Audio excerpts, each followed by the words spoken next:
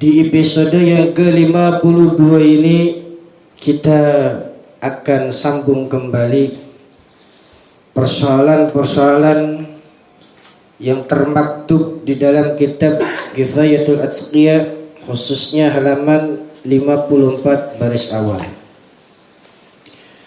Tapi sebelumnya kita diingatkan bahwasanya malam hari ini kita berkumpul dalam suasana yang insya Allah akan mendatangkan banyak daripada rahmat Allah Subhanahu wa ta'ala datang. Amin.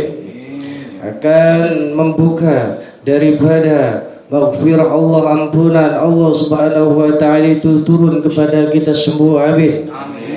Dengan sebab kita berkumpul di majlis mulia, yakni majlis zikir, majlis ta'lim, majlis doa. Dan kita lalu itu sudah 1 tahun sekarang. Kalau seandainya kita lewatkan begitu saja, maka kita akan menjadi merugi, ya. Dan rugi benar. Dan kalau seandainya kita itu umur 1 tahun itu laksana apa? Masih bayi, belum bisa apa-apa.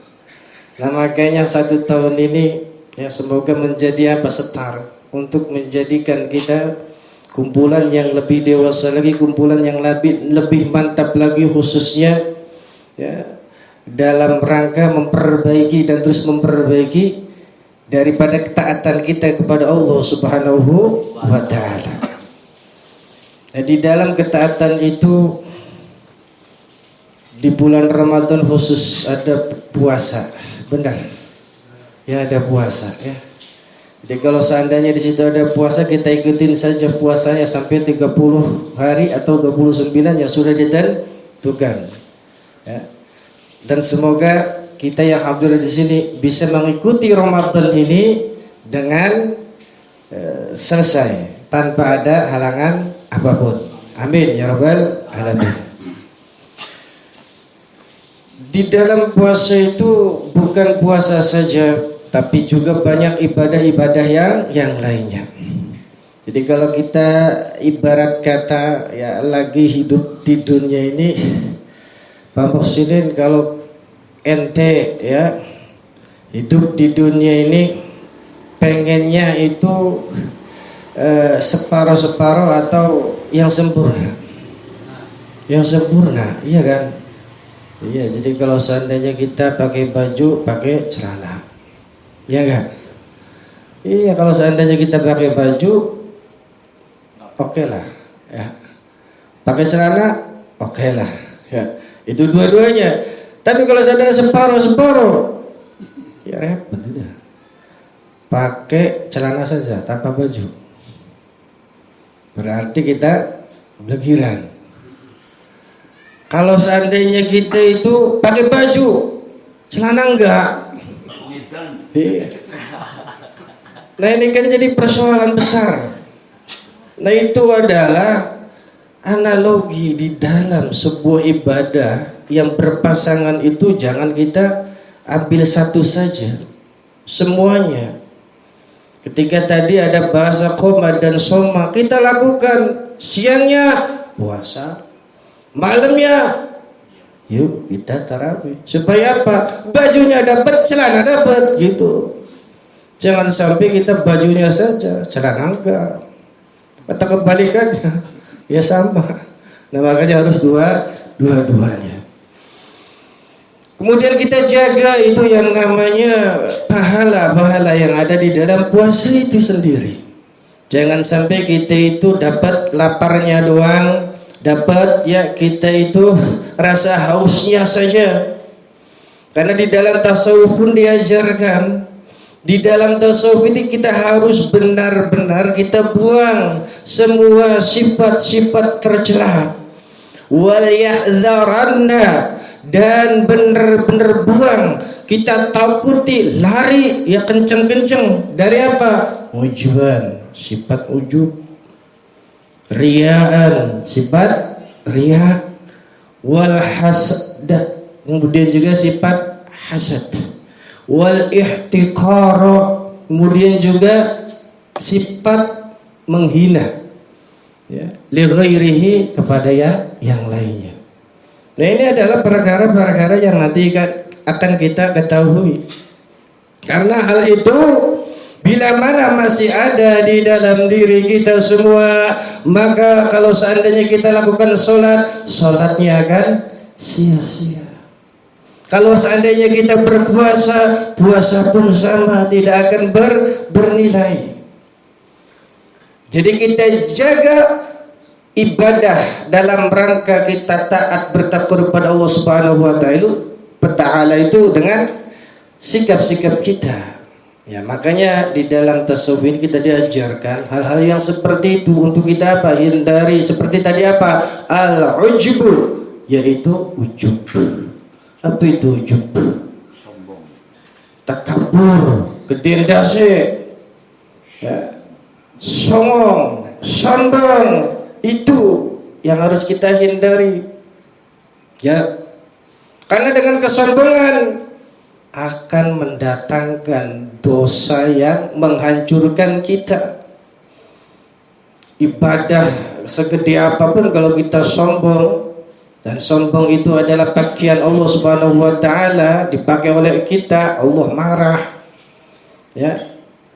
Jadi ujub harus kita hilangkan. Kemudian yang namanya ujub di dalam kitab ini, dia itu orang yang ujub biasanya mengagum-agumkan nikmat, tapi melupakan siapa yang telah memberikan nikmat itu. Sehingga dia mengakui saya ini, padahal kalau kata saya, anak itu miliknya Allah. Jangan diklaim, jangan diakui. Kalau saya, udah bahaya nanti kesananya. Saya pintar, saya jago, saya paling hebat. Nah itu kalau sudah begitu, jadilah nanti akan kehancuran itu datang kepada kita. Karena apa tadi? Ibadah segede apapun, kalau seandainya kita itu sombong, ya jangankan istilah kata disuruh ganteng kaya, ya sombong nyitakan apa maning. Iya wis bocah blesak melarat. Iya. Sekarang orang sombong bisa. Oh, iya. Berarti apa? Harus kita berjaga dong, ya. Jangan sampai kita itu hancur ibadahnya. Kemudian apa? Adakah obatnya daripada ujub itu? Ya jelas ada kalau mau. Dengan apa? Bermakrifat. Mengenal siapa yang telah menciptakan segala-galanya ini. Dengan kita bermarifat, insya Allah kita nanti itu ya akan apa? Akan hilang keujuban kita. Karena dia itu akan sadar sesadar-sadarnya bahwasanya segala sesuatu yang ia itu punya, misal dia pintar, dia kaya dan sebagainya, itu atas kudrat dan iradatnya Allah. Sehingga apa? Dia tidak memiliki apa-apa. Jadi itu obatnya. Kemudian apa? Yang harus kita jauhi? Riya. Ini riya. Walaupun sering dengar di telinga, tapi kadang-kadang kita itu ya masih juga seperti itu. Ya. Riya itu apa? Beramal karena makhluk. Ya, bukan karena Allah. Termasuk pengen duit, pengen pangkat atau kedudukan, pengen dialam, termasuk. Pokoknya segala sesuatu yang itu tujuannya untuk makhluk, ya, maka hancur semua itu nanti amalan-amalannya. Apalagi yang namanya puasa. Jadi hilangkan riya, ya, sedikit demi sedikit. Kemudian apa? Hasad atau hasud itu sama. Akan apa? Akan menghancurkan amal kita. Sholatnya akan sia-sia, puasanya akan bernilai nol. Karena apa? Kita hasad kepada yang lain. Apa sih hasad itu? Hasad itu, ia itu berharap-harap nikmat orang lain yang didapat itu hilang. Itu hasad.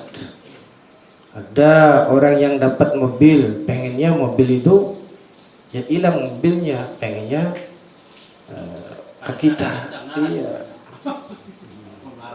Jadi begitu orang yang hasad. Kemudian dia itu akan sibuk memikirkan orang lain saja. Tangga atau samping kita punya sesuatu, terus pikirkan bagaimana caranya kita bisa seperti itu. Kemudian dia bagaimana caranya menghilangkan supaya tangga kita itu atau orang yang ada di samping kita itu tidak mempunyai sesuatu. Jadi sibuk saja seperti itu di dunianya. Dan orang hasud itu nanti tidak akan mulia. Karena apa? Selalu di dalam dirinya akan apa? Panas. Akan selalu dia itu panas. Dan dia itu tidak akan merasa cukup nantinya dalam hidup itu. Nah makanya banyak orang-orang yang tadinya adem ayem kemudian terkena penyakit hasud itu jadi orang yang istilahnya tamak, kemudian dia itu tidak peduli ya, dengan cara apa, sehingga apa yang haram-haram diambat, kadang-kadang korupsi ya dan lain sebagainya menjadi jalan pintas. Karena apa itu? Karena hasud, iri kepada yang lain. Coba dong kalau seandainya kita nikmati saja apa yang ada, insya Allah kita itu akan lebih nikmat dan lebih berkah. Kemudian yang terakhir pada malam hari ini, janganlah kita itu ya tadi ikhtiqar, menghina yang lain. Teman kita ada di samping kita, misal ada kekurangan, jangan kita hina. Teman kita miskin, jangan kita hina kemiskinannya. Teman kita ya fisiknya itu kurang, jangan kita hina. Karena apa? Yang dihina itu ya ingat Allah memperhatikan. Jadi ketika kita menghina makhluk Allah, berarti kita menghina Allah itu sendiri. Nah, makanya harus kita perhatikan hal itu. Ketika kita menghina orang lain, berarti kita telah menghina Allah. Dan ketika Allah itu dihina oleh kita, Allah nanti tidak akan terima dan murkanya Allah akan segera datang. Jangan kita remehkan orang yang ada di sekitar kita. Makanya orang-orang yang bermakrifat, orang-orang yang bertasawuf itu selalu apa? Selalu ketika ditanya siapa yang lebih baik, mereka, bukan saya. Siapa yang paling jelek, siapa yang paling banyak dosa, bukan di samping kanan dirinya, tapi apa? Dirinya sendiri. Nah itu seperti itu ya. Dan kemudian di dalam bulan Ramadan ini mangga yuk sama-sama kita perbanyak lagi ingat pada Allah dengan zikran kita, dengan doa kita sebagaimana yang sudah diajarkan dan dicontohkan oleh Nabi kita Muhammad sallallahu alaihi wasallam. Di dalam bulan Ramadan kita banyak astaghfirullahaladzim, ya astaghfirullahaladzim, minta ampunan ya. Allahumma innaka afuwwun karim tuhibbul afwa fa'fu anna ya karim. Kita doa supaya apa? Supaya nanti selepas daripada bulan Ramadan ini berakhir kita mendapatkan keberuntungan yang benar-benar beruntung. Kemudian setelah itu kita coba di dalam diri ini ya selalu apa? Tumbuhkan sifat muraqabah, baik saat sepi ataupun sedang ramai.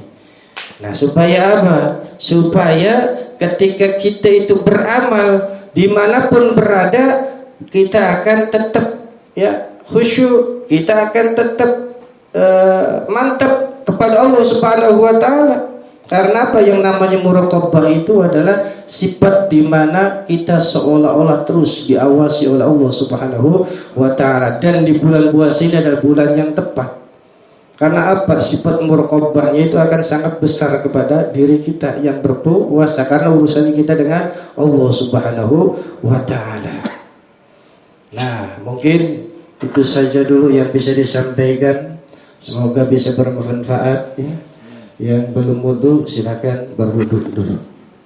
Jadi insyaallah kita akan lanjutkan materinya. Allahu Akbar.